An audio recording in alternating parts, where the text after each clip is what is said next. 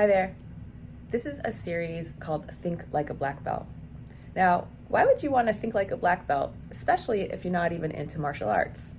Well, coming from a background in performance and resilience, I can tell you that black belts really encapsulate top performance because they have a way of framing their environment in a way that allows them to be a master of resources.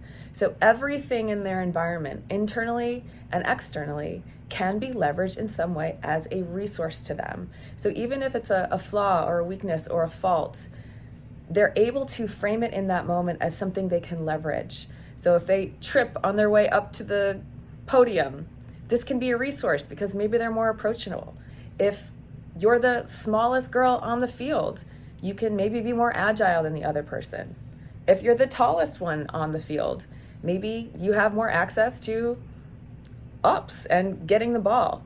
So it's about thinking about everything in your environment as a resource rather than some sort of threat or limitation.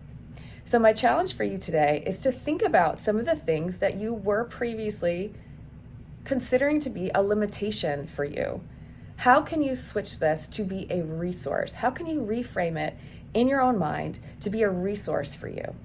And there's many other little tips and tools that we'll share along the way, but that's the one to think about today.